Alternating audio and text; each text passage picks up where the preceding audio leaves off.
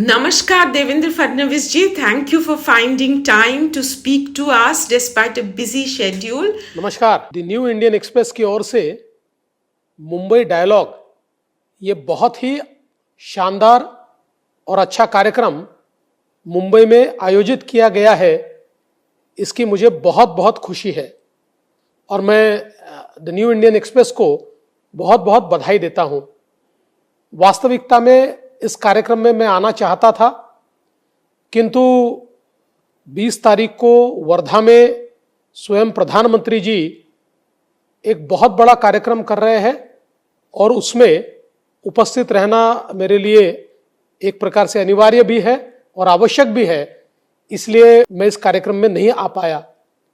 लेकिन यह कार्यक्रम मुंबई में इंफ्रास्ट्रक्चर हो, इन्वेस्टमेंट हो, विकास हो, इन सारी चीजों के ऊपर एक बृहद चर्चा के रूप में सामने आने वाला है और मुझे यह भी पता चला है कि कई बैंकर्स भी इस कार्यक्रम में सम्मिलित हुए हैं। तो जो लोग कार्यक्रम में सहभागी है सभी को मैं बहुत बहुत शुभकामनाएं देता हूं। आप सभी का मुंबई में मैं बहुत स्वागत भी करता हूं। आप सभी जानते हैं कि मुंबई एक प्रकार से हमारी आर्थिक राजधानी तो है ही, लेकिन साथ साथ टेक्नोलॉजी की भी राजधानी है, फिनटेक की भी राजधानी है, एंटरटेनमेंट की भी राजधानी है। तो ऐसे हमारे मुंबई में, हमारे फाइनेंशियल, कमर्शियल, एंटरटेनमेंट कैपिटल में और टेक्नोलॉजी कैपिटल में आप सभी का मैं बहुत बहुत स्वागत करता हूं और मुझे विश्वास है कि मुंबई डायलॉग के माध्यम से एक साझी सोच उभरेगी और इस सोच को आप अगर मेरे कार्यालय के साथ साझा करेंगे तो मैं निश्चित रूप से इस सोच को आगे ले जाने के लिए प्रयास करूंगा। मैं फिर एक बार आप सभी का बहुत बहुत स्वागत करता हूं। Let's dive straight into the questions. Before every election, people always bring up the previous election for comparison. But in Maharashtra, the last assembly election seems to have taken place in another era altogether. The BJP and the undivided Shiv Sena were still together. Was life simpler in those days? देखिए, कोई भी चुनाव आसान नहीं होता है और मूल रूप से चाहे 2014 हो, चाहे 2019 हो, चाहे 2024 हो, मोदी जी का नाम और मोदी जी का ब्रांड ये हमारे साथ होगा और इसका फायदा निश्चित रूप से हमको होगा। और मैं ऐसा मानता हूं कि इस बार भी जो चुनाव है उस चुनाव में भारतीय जनता पार्टी 100 के ऊपर सीटें लेगी और हमारा गठबंधन निश्चित रूप से सरकार तैयार करेगा। हम फिर एक बार सत्ता में आएंगे, ये मुझे विश्वास है। Within the Mahayuti government, you were calling the shots even a year ago. Not that you are not doing it anymore, but the perception is a little different. Even in Delhi, there is a greater sense of being in a coalition government. Under these circumstances, what is the roadmap the BJP is offering to the state of Maharashtra? देखिए, पहली बात तो यह है कि किसी भी सरकार के प्रमुख ये मुख्यमंत्री होते हैं, ऐसे ही हमारी सरकार के प्रमुख भी मुख्यमंत्री है। जहां तक मेरा सवाल है, जिस दिन इस सरकार में मैं शामिल हुआ उस दिन जो मेरा ओहदा था आज भी मेरा वही ओहदा है। आज भी जितना उस समय मैं कमांड करता था उतना आज भी मैं कमांड करता हूं, क्योंकि एक म्यूचुअल रिस्पेक्ट मुख्यमंत्री जी में और मुझ में है। मैं हमेशा ये मानता हूं कि मुख्यमंत्री सरकार के प्रमुख होते हैं, इसलिए जो वो निर्णय लेते हैं मैं उस निर्णय के पीछे खड़ा होता हूं। मुख्यमंत्री जी को पता है कि एक लंबा अरसा मैंने महाराष्ट्र चलाया है, इसलिए मैं जब भी कोई सलाह देता हूं या कोई निर्णय के लिए कहता हूं तो वो कभी टालते नहीं, वो निर्णय वो करते हैं। तो बहुत ही म्यूचुअली हम लोग इस सरकार को चला रहे हैं। और साथ साथ आप अगर देखेंगे तो पिछले 2-2.5 सालों में जिस गति से हमने विकास किया है, 14 से 19 की मेरी सरकार में जो मैंने प्रोजेक्ट शुरू किए थे और जो बीच की महाविकास आघाड़ी की सरकार में करीब करीब बंद थे, उन सारे प्रोजेक्ट्स को हमने तेजी से समाप्त करना शुरू कर दिया।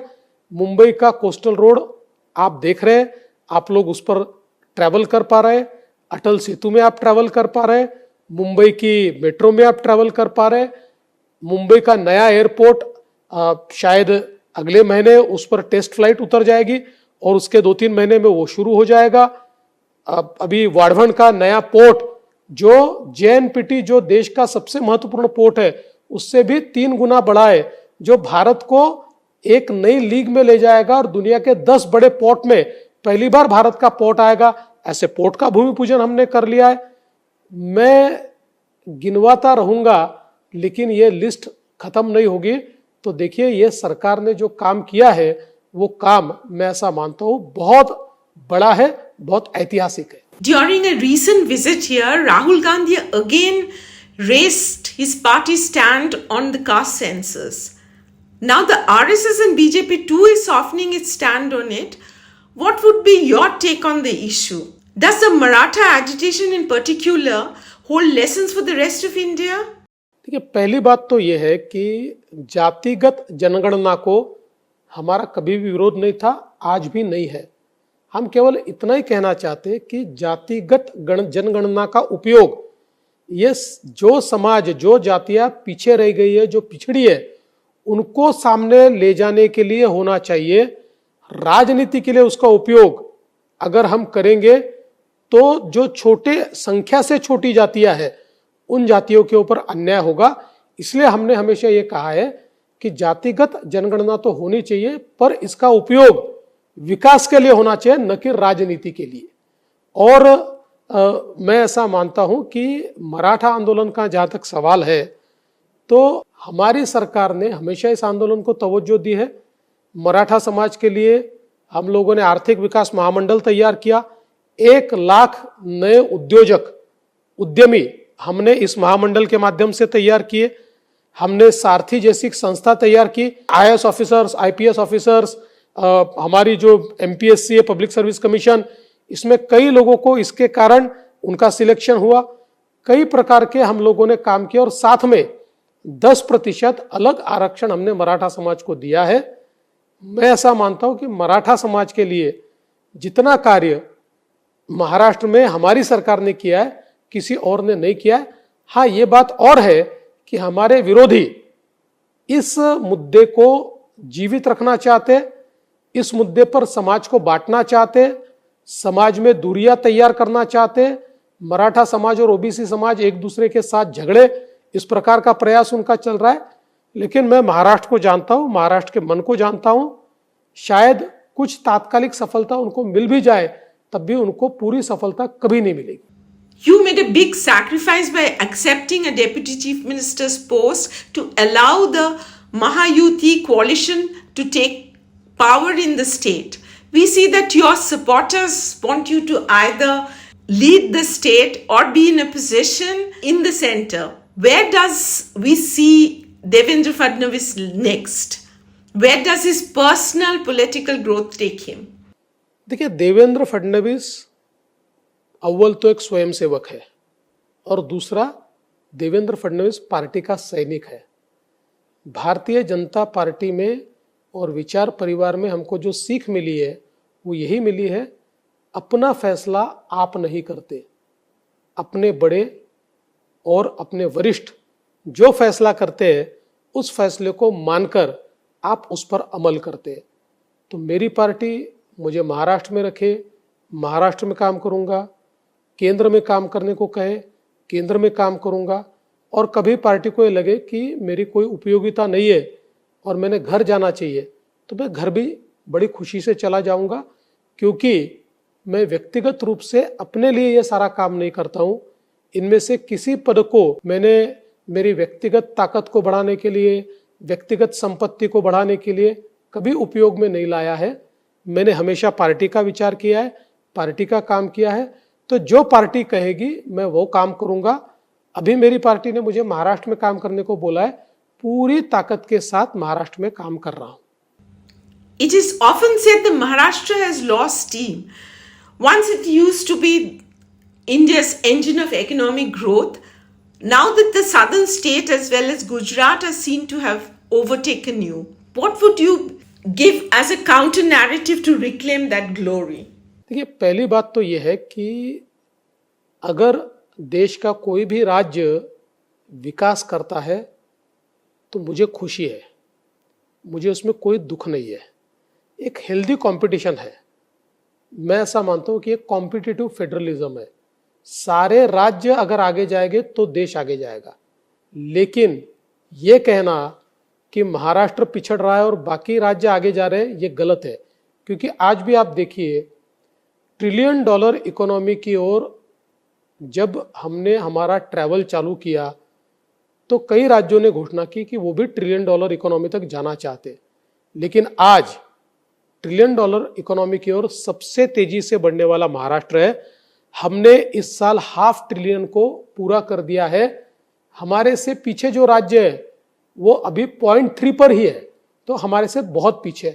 तो by share size of budget Maharashtra सबसे बड़ा बजट या सबसे बड़े अर्थव्यवस्था है, सबसे बड़ी जीडीपी हमारी है, जीएसडीपी हमारी है, तो वहां पर भी महाराष्ट्र का कोई मुकाबला नहीं है। और एक सबसे बड़ा इंडिकेटर मैं बताना चाहता हूं कि जो एफडीआई देश में आता है, पिछले 2 सालों में हम लीडिंग तो रहे। इस साल ये स्थिति है कि देश में जितना एफडीआई आया है उसमें से 52% एफडीआई अकेले महाराष्ट्र में आया है।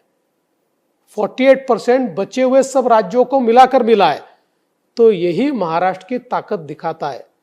आज चाहे वो इंफ्रास्ट्रक्चर का क्षेत्र हो, मैं आपको दावे से कहता हूं कि 2018 में एक रिपोर्ट ड्वाइच बैंक ने उस समय प्रकाशित की थी, और उस समय देश में जितने बड़े इंफ्रास्ट्रक्चर प्रोजेक्ट चल रहे थे उसमें से 49% इंफ्रास्ट्रक्चर प्रोजेक्ट अकेले महाराष्ट्र कर रहा था। आज भी आप अगर इस प्रकार का सर्वे करेंगे तो मैं ये मानता हूं कि कम से कम 40% देश के बिग इंफ्रास्ट्रक्चर प्रोजेक्ट्स आपको महाराष्ट्र में मिलेंगे। तो महाराष्ट्र पिछड़ रहा है, ये बात गलत है। और राज्य भी प्रयास कर रहे हैं, आगे आ रहे हैं। कुछ राज्य अलग अलग क्षेत्रों में अच्छा काम कर रहे हैं। मुझे लगता है कि एक भारतीय होने के नाते मैंने इस पर खुशी जतानी चाहिए। थैंक यू, धन्यवाद।